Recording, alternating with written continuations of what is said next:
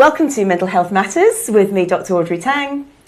And I'm Judith Crozier. And we have the fabulous Dr Gus Chaves joining us today.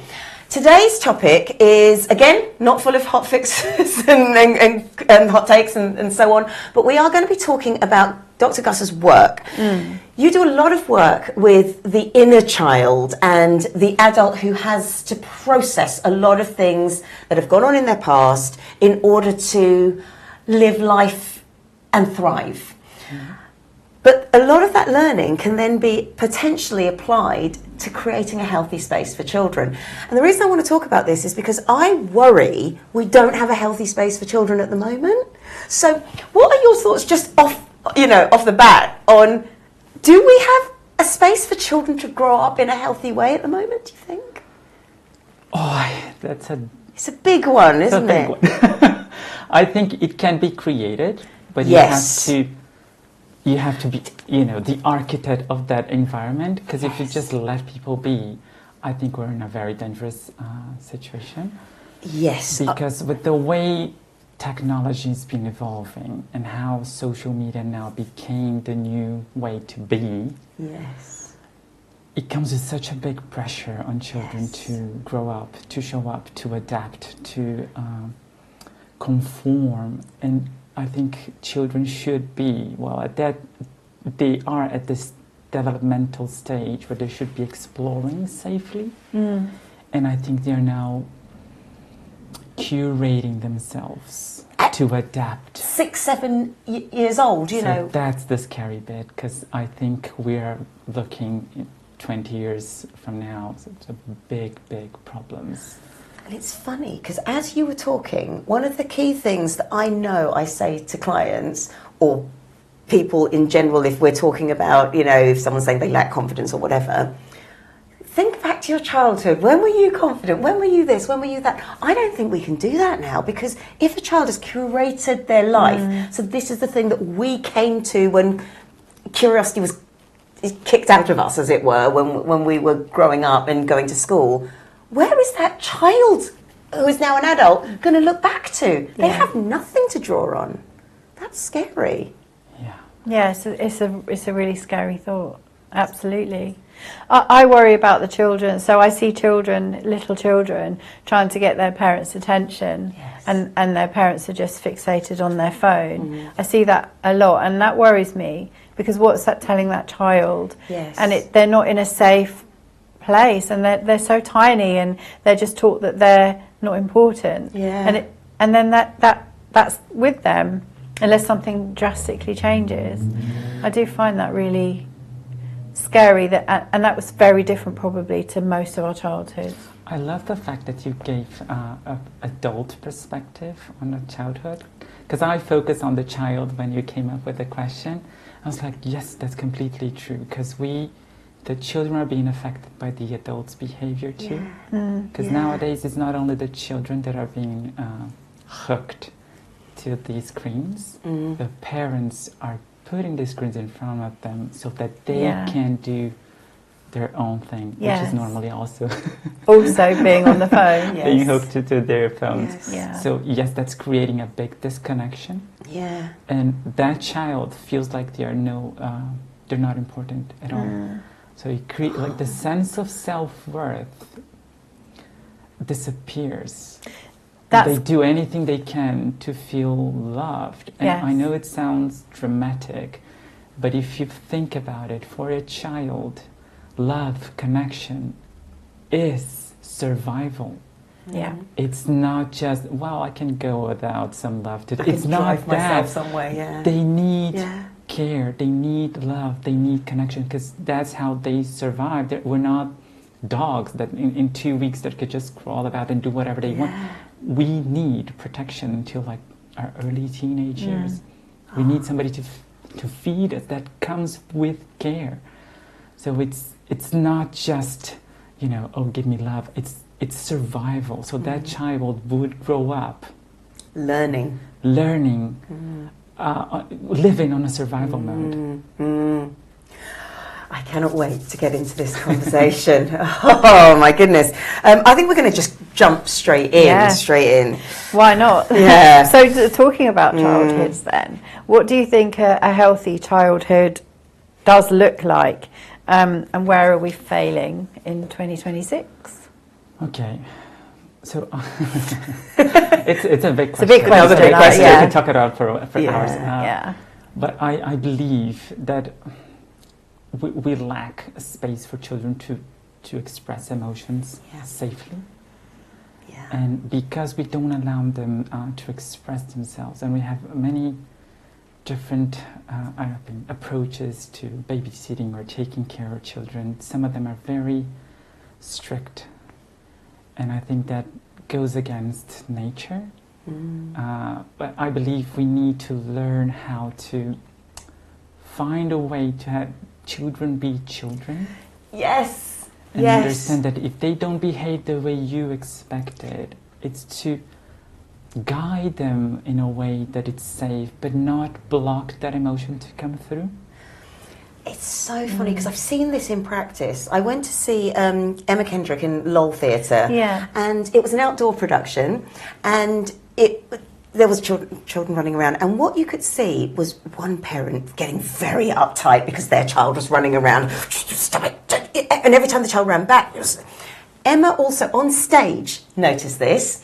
And in her character, she went, "It's okay, we can run around now, but when I say stop, we're all going to stop." Oh, wow. And she helped that child moderate themselves just simply by allowing it, but then saying that this is when we are all going to stop and giving the child a space to go. That's It's beautiful. amazing. I can just imagine her doing that. It's little change, Yes. but Yeah. it's huge at the same time. Yeah. Because Yes. it does allow the child to explore and be the energetic person they are. Because children are different. Yeah. And this is also Of where I course. think we're failing. We tend to find a framework that works and just apply.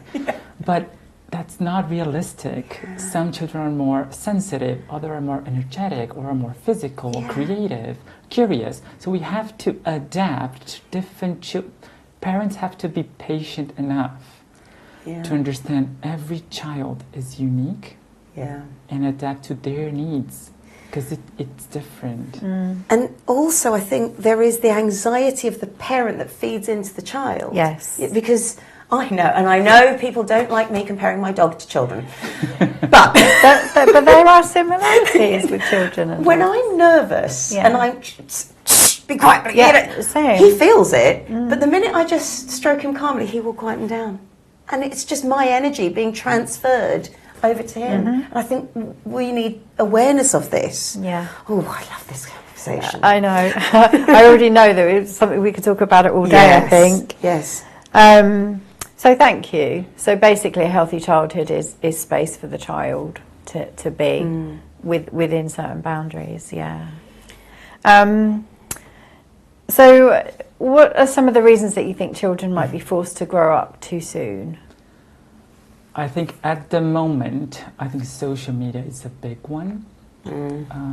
We're exposing children to adult conversations, to adult expectations, and it's very difficult. There's so much pressure for a child nowadays, because they will never understand the childhood that we had. It's true, and it's sad that they won't understand 'Cause that. it's very difficult for them to understand to go a day without 10 to 15 minutes minimum Yeah. Off screen. of screens. Yeah. And for us, like, oh my God, what's happening? But at the same time, for them, it comes with an unspoken pressure to be important, to be liked, to be successful online, to have a presence online. And this kind of talk is such an adult reflection. And it creates this pressure to, and we start to have self-worth linked to external validation. Yes. And that's a huge problem at this developmental stage. They should be expressing themselves and being safe to be themselves. Yes. And now we're kind of taking that away. And social media, it's very immediate. Yeah. You can do the thing and then you've got your online presence and you can see the results. Now, I remember, and I think a lot of people have forgotten this, did you grow up with 17 magazine, More magazine, even Cosmopolitan magazine, all of those? There was a whole thing about Cosmopolitan aimed at 20-year-olds, read by 17-year-olds. 17 aimed at 17-year-olds, read by 14-year-olds. Yeah. More aimed at 18-year-olds, read by 14-year-olds as well. And More had things like Position of the Week and stuff like that. And people were already worried that young people were coming into contact with adult experiences too early. But that was a magazine. You might be able to dress a little bit like Madonna or whoever the model was, but no one else apart from your immediate group of friends would see that. No, and that sounds so innocent now, because I did read the next magazine up from my age group. I did, even though I had a very strict childhood. That was fine, and it didn't. It just seems so innocent now compared to social media, and as you say, I think we tend to worry about whatever is happening. I think when books came about, it was a big thing. No, seriously, I've read about this before, because people are like, people are going to be alienated, they're not going to be here. And now we're like, screens. yes, But we are seeing a bit more of research showing the impact, so it's different from just books. But I think we also have to be like, okay, how can we manage and approach it in a healthy way, instead of just making it the devil? But, you know, how can we use it in a way to enhance, improve, perfect? I think what's really interesting is to look at all of the things that you recognise in children that then play out in adulthood. Because what you talked about is a lack of internal validation, because it's always, is it the likes that I'm getting? The curating of the self, because that's the front that you put on the screen and not everyone sees the whole picture. The need for survival, you get that mindset, I must be liked in order to survive. How do you see that then playing out in your adult clients? No self-worth, people pleasing, avoiding conflict at any way possible. So it's adapting. You learn to adapt because you need to not stir a conversation. You cannot create a problem, a situation. You have to always be adapting to others, which is the people-pleasing kind of behavior. And that's quite problematic because many of them don't even know who they are. And whenever we talk, this is the part that I struggle with personally, because whenever I come touch that subject, like, would you like us to explore inner child work? Because there's some things here and there that you say that you might not realize it might be coming from some past experiences, and they leave a mark. But we've been masking for so long that we no longer even know what we're masking anymore. And all of them, I swear, they all say, no, my childhood was perfect, I had no problems there, my parents were amazing. It's like, I'm not questioning that. But something else happened along the way that you didn't see, or you don't allow yourself today to see, so that you can still be here standing and working. So we create personas to hide the wounded child. It's so important to know this. And yes, you're absolutely right. We don't want to blame parents. That's not the point of this. But then when you compare what we've just been talking about, so the social media environment that is potentially also guiding that child's behaviour, you can have a parent who is doing absolutely everything they can to give that child freedom and curiosity and enjoyment and engagement without the screen. But yet these wounds are forming because they're learning it from somewhere else. That's really dangerous.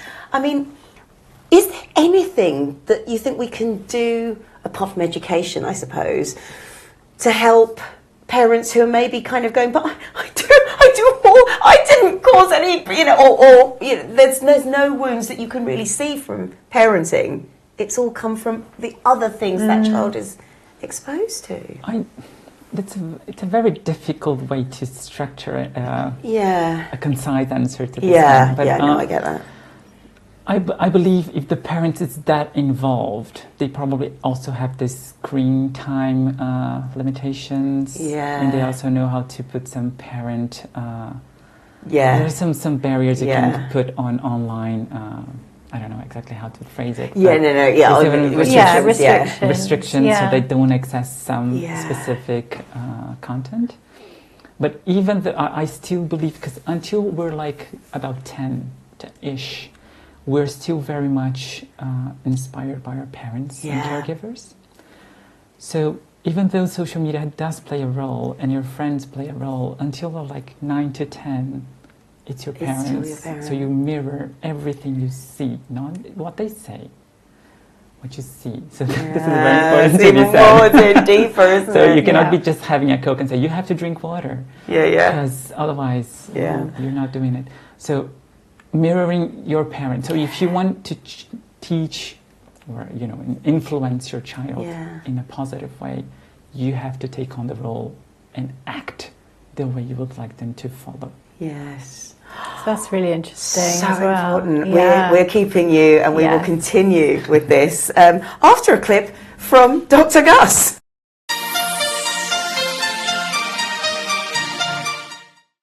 So most people, when they want to make change, they think of these huge changes, massive changes that they don't want to, make. They tend to start by overcommitting to too much in little time. We know what happens because we've all been there. We fail in less than 2 weeks because it's too much to change in such a short amount of space. So my tip for you is to commit to one small change, even if it's just 5 minutes a day, that it's doable, achievable, and then you can actually commit to it, to do it daily. Once you do that, you start to establish a better relationship with yourself, because so far you have been failing to yourself. So if you had a friend that would never show up, at some point you would question if you could trust them. So right now, if you've been overcommitting, you don't trust yourself. And we need to reestablish that relationship with yourself. So going one small thing, 5 minutes a day, 2 pages of a book, whatever it is, it's the small things that are going to pile up to big changes. And that habit will create a new identity, and that identity will come with new patterns, and then the change will just establish, and that's going to be the new you. The massive change you want, start with small steps.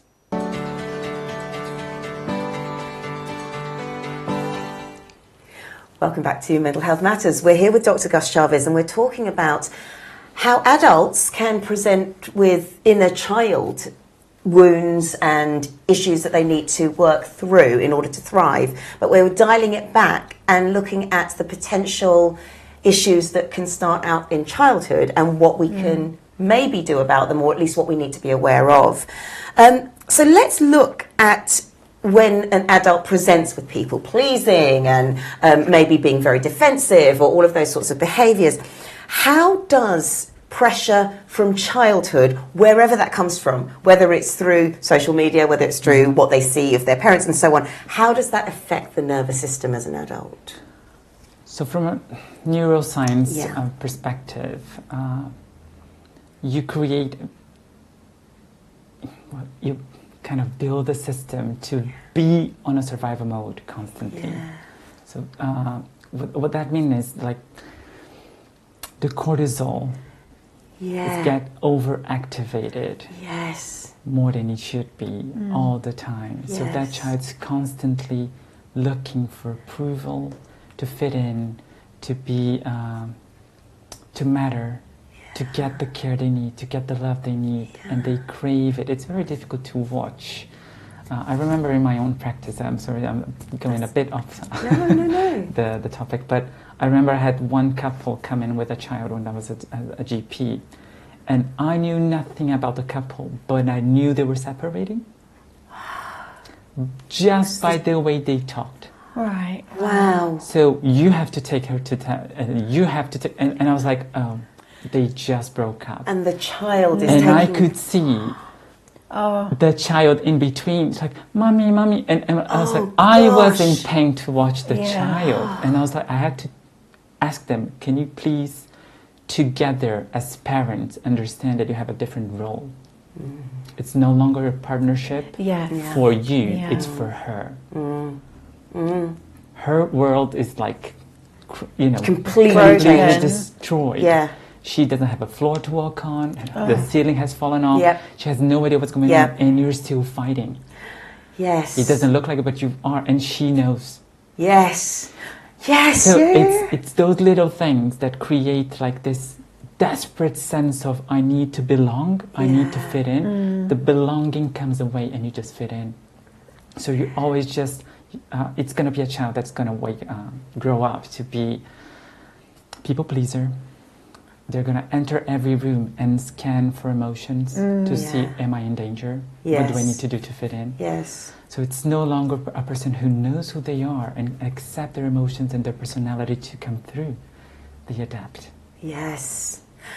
And then, and this is, I guess, speaking from my own experience, once you've done that and you are already kind of locked into that pattern, your nervous system gets so used to that high level of cortisol, that high level of adrenaline or whatever it is, that suddenly when you find yourself in a healthy, safe relationship or friendship, this is boring. You run away, Oh, I don't like this. This is not what I knew. But actually, it's the very safe thing that they need. So and that's basically where it's your work, isn't it? Because the habits that we have, the pathways, the neural pathways that we've created, they are mainly structured to make you go back to what's familiar. Yes. Because the familiar now sounds or seems, feels safe. Yes. Even if it isn't. Even it's on a conscious level, it's not. You understand you should get away from it. You see yourself going back because it's what you know. It's what you know. Yes. It's familiar, it's safe, but it's not. And that's where, where hypnotherapy helps us to rebuild that and from inside out. Therefore, I guess based on your practice at the moment and how you create emotional safety for the adult, how do we create emotional safety in general? And this can be for children or for adults. Yeah. What do we need in our space to make that person begin to feel safe, even if they're rebelling against it? That's also quite challenging because on a conscious level, practical level, it's quite possible. Yes. The struggle is trying to make the person understand that it's safe to step out. Yes. Okay. So I'm going to give a very absurd example that I saw. I'm very observative since I was a very early child. Yeah. And we had a lot of dogs. And one of my dogs, she was a boxer. She had like 6 puppies, and we were just taking care of them. And we had a section in the house just for the dogs. And that's the area they knew. That was their world for the first 3 to 4 weeks. They wouldn't get out of it. It was just there. And I remember till I was like 8. I remember opening the doors and saying, I think you're old enough to explore. They would not.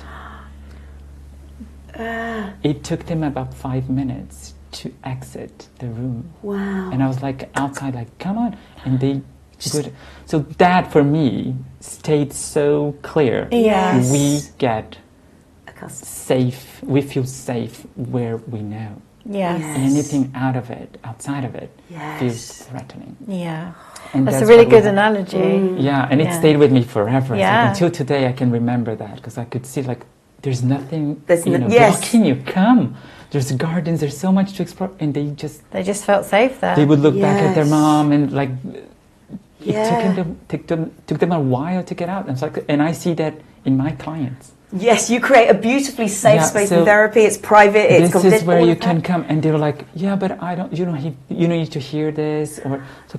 This is the place for you to say it. Don't worry about me. I'm not here to judge. This is so. It's creating the place and being consistent. And this is very important because people say like, oh yeah, my child can do whatever they want, but whenever they do, Yeah. so that's not confusing. consistent. So it confuses the child. It Yeah. makes them more unsafe because now they don't know when or where. Yes. It becomes mixed messages. Yes. Doesn't help. So consistency in a safe space, there all the time, and you being available to receive, that was going to create a safe space. Yes. Yeah, that's so interesting. Yes.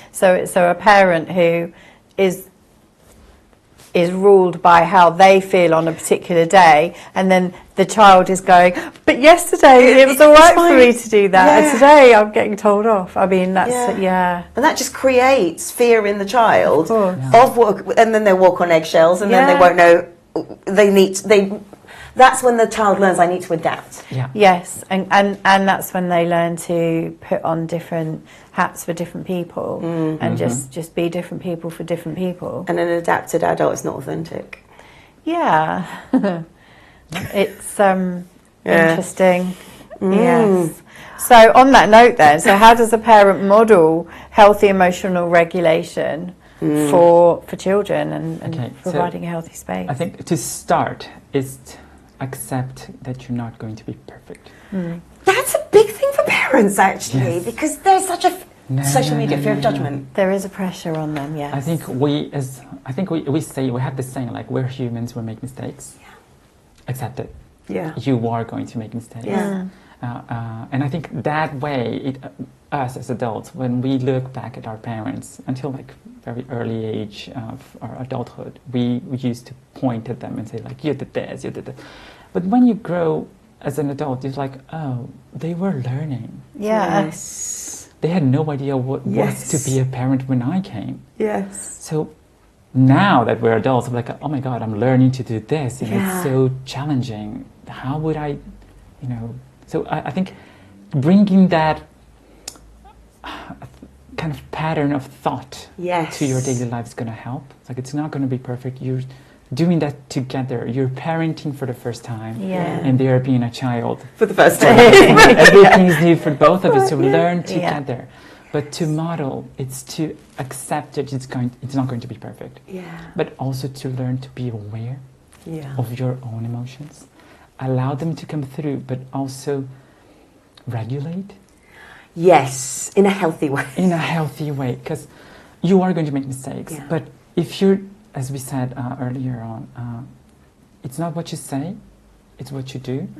So if you are going to make mistakes, teach them by doing how to come back from it. Yes. How Yes. to recover from this. So, oh, I'm sorry, I should not have shouted. Yeah. Yes. Mommy's overwhelmed at the moment Yes. because of this and that. This is nothing related to you. What did you Yes. want to say? Yes. But give them space to say, this is safe for me too. Yes. Yes. Yes. that you Because can if mummy be can do safe. that, then yeah. Because if she can say whatever she's feeling, it also creates for them, because many of the adults nowadays don't know their emotions. Yeah. So naming them, learning to name Emotional their literacy. emotions. Yeah. So the child can create what I call emotionary, which is a dictionary of emotions. I love that. So little by little start to structure, oh, this is not scared, this is fear, this is, start Yes. to identify what those emotions are and Yeah. what you can do Yeah. when they come. Yeah. So yeah, be a parent, be you, Yeah. create the safe space for you so they can know it's safe for them too. But I love that emotionary because there is something called the feelings wheel. But what I learned from that is that an adult usually will say, "I'm really angry," and then when you unpack it, it's not anger, it's fear, It's fear, yeah. or it's resentment, or it's something else. Yeah. And that's the thing. It's about recognizing that actually you can't just class everything on a bit sad. Yeah. Yeah. Are you? Are you lonely? Are you? You Yeah. know, what is it? What And is it? that's brilliant. I Yeah. love that emotionary. Yeah. Love it. Love it. Brilliant. And talking about semantics, Yes. how easy is it to confuse achievement with well-being? I'm going to expand on this Yeah. one because Please do. there was a brilliant scene it's The Marvelous Mrs. Maisel on Netflix where they sent the child to a very good school, And part of this very good school, you had the maths club and you had the science club and the drama club and the happy club. And the happy club, you know, you could see the drama club, they were all being thespians and going to win Oscars, and the science club were making rockets, and the maths club were doing really difficult equations. The happy club were just running around. And the grandfather got so upset that the grandson was in the happy club. But the teacher said he excels at being happy. So he's in the happy club. What's the problem with that? He's happy. And so that's kind of where this achievement versus well-being, that child is probably thriving to some degree. But he wasn't valued. Yeah. I think that, I haven't seen it, but I understand the scene. It is very well, described. Yeah. But I think that child is going to be a better adult than all the other ones. And I don't know how they were, being raised at home. That way. But that adult will be able to regulate. In whatever profession they go into, they're gonna have amazing employees or colleagues, or be an amazing leader, because they understand emotions in a way that all the other ones, scientific minds, cognitive, don't. Yeah. Yes. And where they're gonna fail massively and have huge problems. They played it out in, spoiler alert, but that child grew up really thriving. The sister grew up having to go to therapy. Really? So it was a very distinct difference. That's so interesting. And I know it's only fiction, but yeah. Did the child know that the grandfather was... No. I think that's the key point. Yeah. Because if the child had known that the grandfather was angry about that, then the child may have been guilty. Yeah, exactly. Yeah. So that's so interesting. Yeah. This is such a great conversation because everything as adults goes so much deeper than we realise. And actually, if we unpack it all, we have the chance to start a whole new generation of genuinely healthy people, but I think it involves us getting over our own issues first. Yeah. And I think that's the hard bit. We will be back after a tip from Dr. Gus.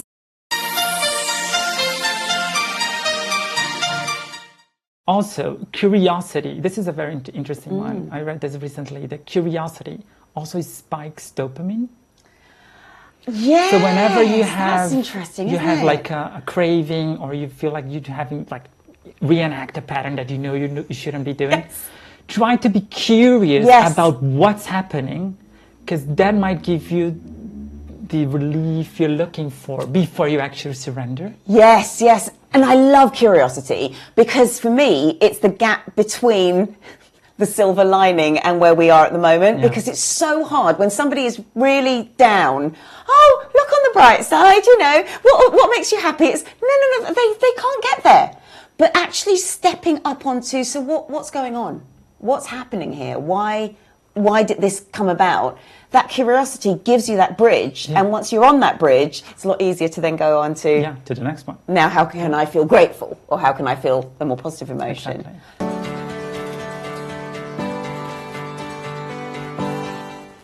Welcome back to Mental Health Matters. This is such a fascinating conversation on the patterns of behaviour in adulthood that start in childhood, and what we can do about this, if anything, actually, because it takes a lot of self-awareness and a lot of self-reflection as an adult. Yes. And even then it could be not too late, but sometimes behaviours have already taken place. Certain mindset changes have already happened, and I think that's really difficult. So let's go to kind of generational trauma. I have a question on this. Do you see patterns of behaviour being passed down in families? Not necessarily the same thing. I'm not saying my mum was scared of spiders, so I'm scared of spiders, so my children are scared of spiders. But I sort of mean, if my mum was anxious, I have anxiety in a slightly different way. And then, what sort of, A, do you see it? And B, what do you see? Yes, absolutely. I think, as I said, we said before, we learn from behavior. Yes. So I always use this example to talk to my clients about when you went to primary school or kindergarten, you already spoke a language. You didn't learn at school. That's true. Yeah. And that's the same for behavior, how you relate to people, how you interact. Yes. And that had been, under formation already. So we have an emotional education at home that we are not aware of, and we mimic. So whenever you see, I think we have this saying like, you are always just a newer version of your parents. Yes, true. I love that. At some point, it's in Portuguese, we say, we're having a big song that talks about it. But yeah, and we are, because there's always a moment in time you're like, oh my God, I'm exactly. It's horrible, but it's true. And you're like, I'm doing exactly what I don't like that my mom does. But because we've learned unconsciously, it's there, it's passed by, it's genetics. It's epigenetics also. It's also proving that it's another part of the scientific advancements at the moment. But we also have this behavioral part that we get unconsciously. We all do things that our parents do exactly the same way. The way we speak, the way we sometimes even the same thing. Oh, enough. Exactly the same. Because we learn from behavior. So yes, it's passed down. Nobody's doing. What I try to say, whenever I say this, I'm not blaming parents. No. I'm just saying we are doing our best, but we are doing also a repetition if we're not aware. So that's why awareness is such a powerful tool to build, a skill to work on. Because it does give you a chance to, oh, maybe I can change this in me. I always say to people, the biggest thing you can do in life, and the only thing, is change yourself. And people think like, oh, that's so, I don't know, ego-driven or selfish. But it's the only way for you to influence the people around you. If I tell you what to do, it means nothing. It only creates resistance. But if I do it myself and you can see that, and you might get inspired and say, oh, he did something completely different here. Maybe I should try to do something similar. And that builds difference, change. And you relate to that person differently because they've changed in their way of relating to themselves. It goes back to when I changed my behaviour around my dog responded to my changed behaviour. I didn't tell him what to do because I didn't have to. And but it is hard, isn't it? It is hard. So with that, people can have a normal childhood, and yet there can still be emotional gaps in that childhood. And again, this isn't blaming parents or schools or anything like that. But what might some of those gaps be? I guess one thing I'm thinking of is if a child is, I don't know, particularly dramatic or whatever, and the parent just isn't. That's just not the personality. Is that a gap? Is that a gap? Or is that something would that become a problem later on? I don't think in that example that's a gap. I think that's children are different. And they have their own personality. And I think whenever you give a safe space for them to just be, that will come. They will come. They will, I'm going to use my example. In my house, in my household, or my whole family, I'm the nerdy one. Because I'm the one who likes to read. I'm the one who likes to study. I'm the one who became a doctor. My whole family, nobody's in that. In studying, reading, it's not their thing. So I was the odd one out, and I had to adapt so that I could understand the chaos that is my family. They're loud, they laugh loud, everything is very up, and I wasn't. And I had to learn how to adapt. So I see in me some gaps, but I don't see them as a problem in that sense. I think I felt with time that I was safe enough to express myself and say, like, I'm not adapting to this because it doesn't make sense to me. As an adult. As an adult. As an adult. A lot of awareness, a lot of work, but... and it is work. It is work. All of those things. But what I see most as gaps in adults nowadays, it always comes back to identity and connection. Most of them don't really know who they are. So whenever somebody, and you ask somebody, hi, who are you? And they start with their profession, their age. So this is not who you are. This is why it's what you do. Adapted to be. Adapted to be. But who are you behind that person? What are your values? What drives you? And when you get that, deep, people don't know how to answer. They're like, Yes. I don't know what I stand for. What's important for you? Yeah. What do you want to make? When you leave Earth? Yeah. What do you want to leave behind? Yeah. What's your mark? What's important to you? And that, in adults, we don't see that anymore. Because those are the gaps that they have to adapt so much. That they've filled it themselves. They forged a personality, Yeah. and they no longer know. And that's where the problem starts, because they come to me and they say, I don't know what I'm feeling, but something's off. Yes. Because I think I give that example because I've worked with somebody who was always told, stop being loud. Stop being, no one wants to see you. Stop showing off, that kind of thing. But conversely, I've also worked with people who, go and perform. That song, go and do it. Go and do it. And both times, they've not wanted to be the person that the parent have wanted, but they've had to adapt to it. And in one occasion, it was the don't perform, go and be a mathematician kind of thing. He slammed his degree on, this adult degree on the table. That's it, I'm going off to stage school. And he got in and he became an opera singer. Wow. And it was amazing. And then his dad came to see him and went, oh my God, you're really good. Oh, wow. It's beautiful. But that's where it can But that's a very good resolve. example of what we were talking about, like accepting the child for who they Yes. are Yes. and create the space for them to thrive as who they are. Yeah. So, and we don't see that much. Many families have that, you have to become a doctor, you have to do this, you have to do that. And as a society, we've learned to congratulate or celebrate achievements. So, we celebrate grades, Yeah. success, Yeah. talent. Yeah. And that child learns that self-worth is It's linked attached. To achieve. to achievement, and that's where we start to have problems. So that's in the Mrs. Maisel Yes. example. Yes. That's yeah. what happened. All the other ones were like, I have to do, I have to excel, and they will Yeah. professionally. Yeah. But as human beings, mental health-wise, it's chaos. It's empty, isn't it? It's empty. Gosh, yeah. This is so interesting. Every question that you answer, or every thing you say, just brings up more questions. It's so interesting.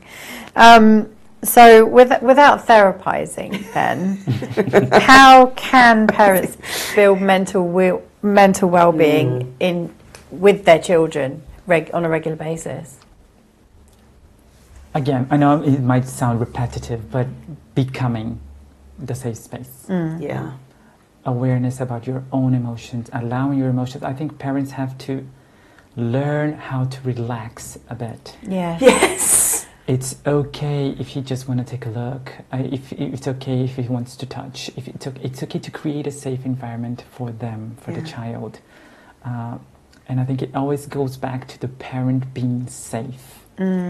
Yes. So emotionally safe for the parent will resonate with the child so that they can be too. So allow yourself to make mistakes as you will allow them to make mistakes too. They are at the stage where they should be making mistakes safely. Yes. Yes. If we avoid everything, they cannot touch these, they cannot do that, we are limiting how much they can explore, and it is the phase to explore. Yes. It is the phase to know who they are, not to start, I cannot shout, I cannot do this, I cannot do this. Yeah. There are some rules, we live in society, so I understand some rules have to come in place, but they don't have to come as an obligation, as a fight, as a punishment.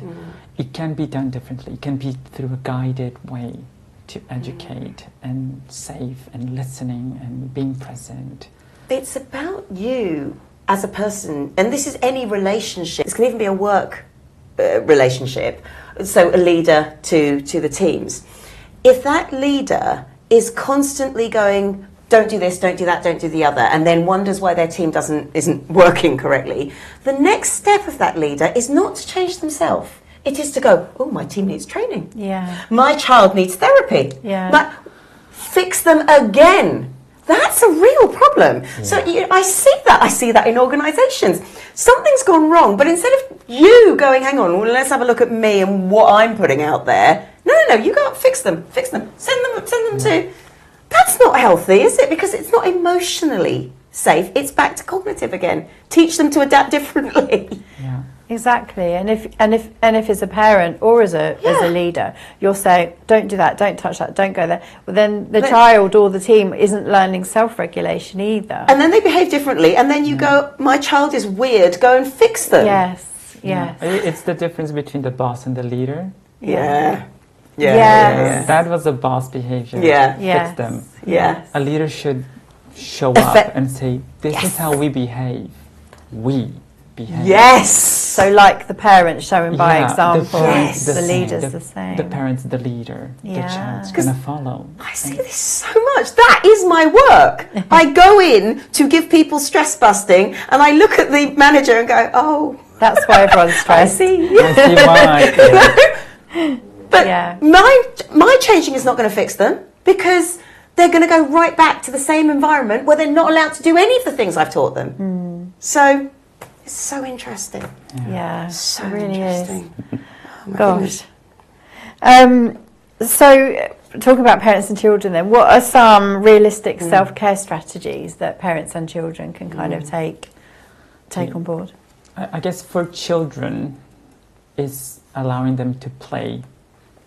Yes. Allowing them to play, but unstructured play. Yes. Without all the, because I think I see parents sometimes telling them what they're going to do. Yes.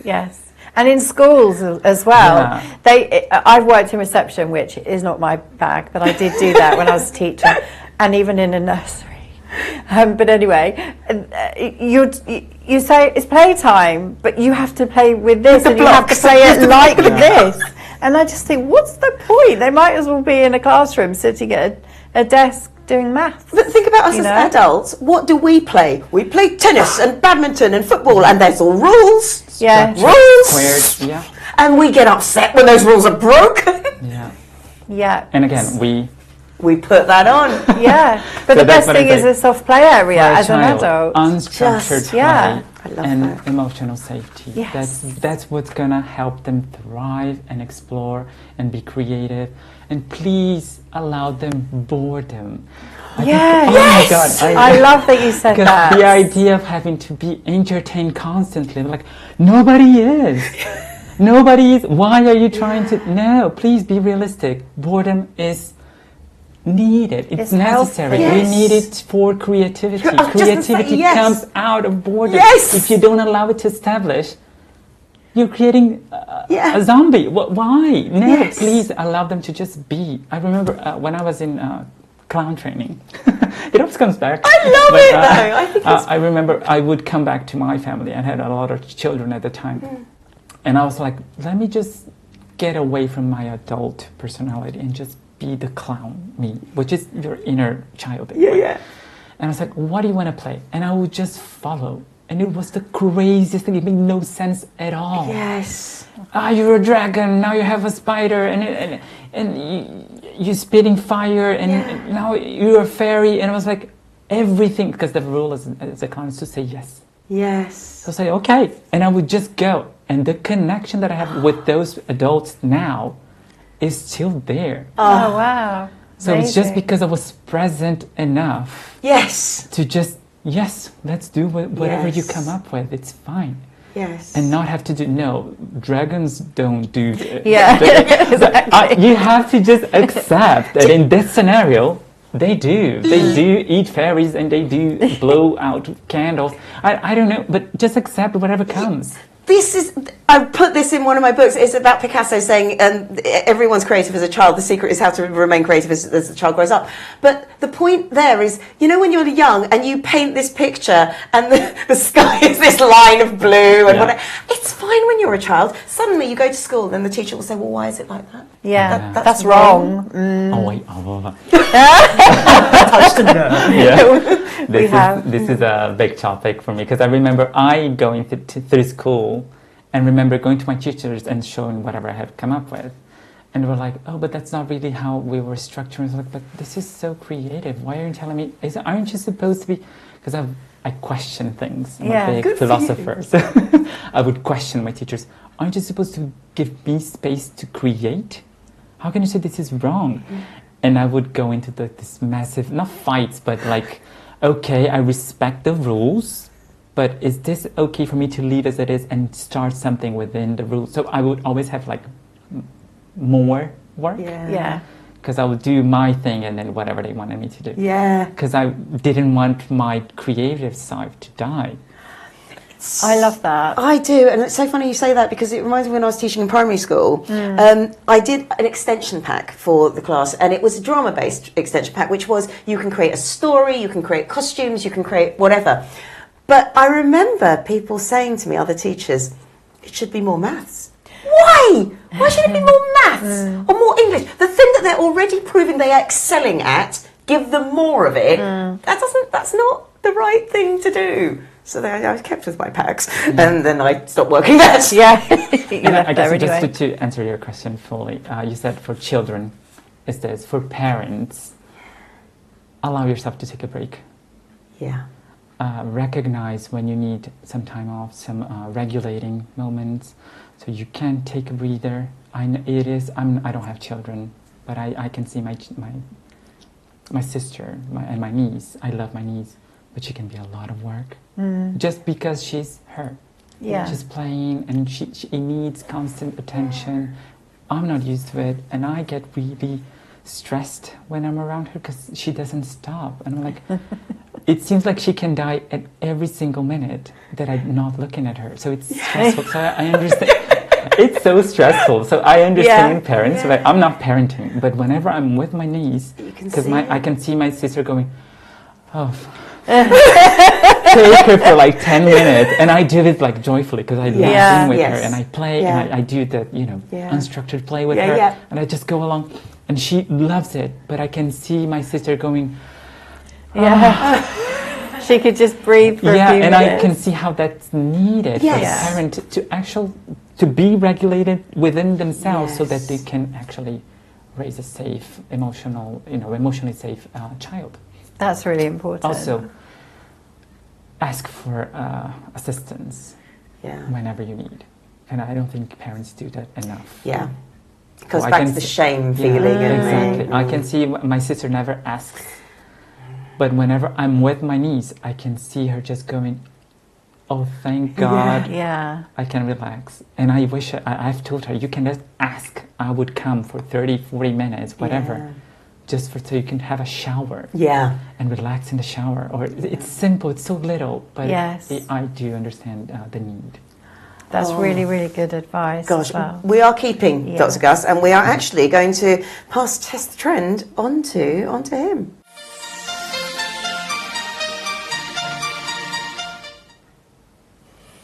Okay, what are we doing for Test the Trend? So I thought for an exercise, because we're talking about how much children learn from behavior and they mirror their parents in a way, I thought of an exercise I would do a lot as in my clowning training, which is to mirror. So it's a mirroring exercise. So I'm going to suggest that you both stand up or look at each other in a way. Yeah. We're both short, so this works in this studio. We don't need to adjust the cameras or anything. So the idea is you copy whatever she does physically, Right. or expressions, whatever comes. And whenever you feel ready to lead, you can take over and you can just go on and back and forth. Who's leading on the exercise? And the idea is that at some point you start to synchronize, and to a point where you won't know who's in control of what. Okay. Let's start. Okay.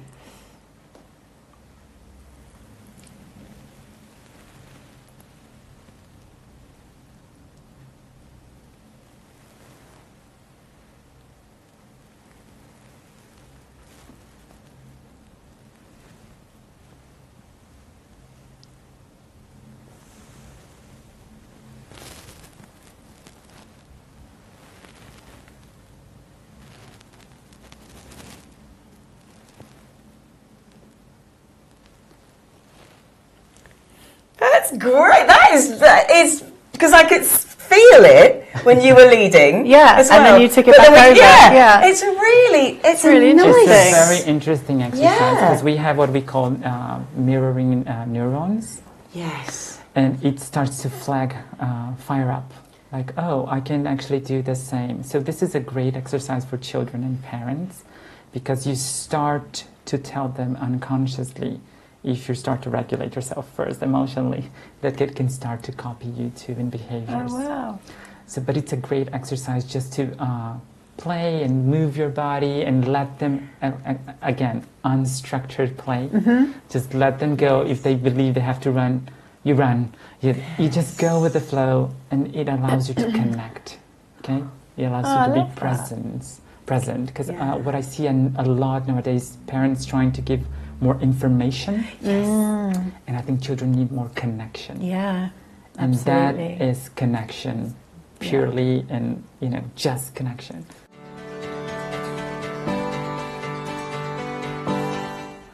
This has been so interesting. It really has. I want to pick up on the point about mirroring, because I know as a child, if your emotions and what you're saying is mirrored back, there's a sort of sense of validation. But then I've also seen where parents mirror whatever the child wants, which means the child has not actually learned there's no boundary around it, and then when that child is in another situation and they're not mirrored, they absolutely can't cope with that. And I think I'm sorry, can I go? Yeah. I think we're creating a society that's making that worse, because I think many parents nowadays, I'm not pointing fingers, but this is just what we see in society. We are all hooked to our screens. Yeah. So parents are doing the best they can so that to avoid conflict. But Yes. conflict is needed.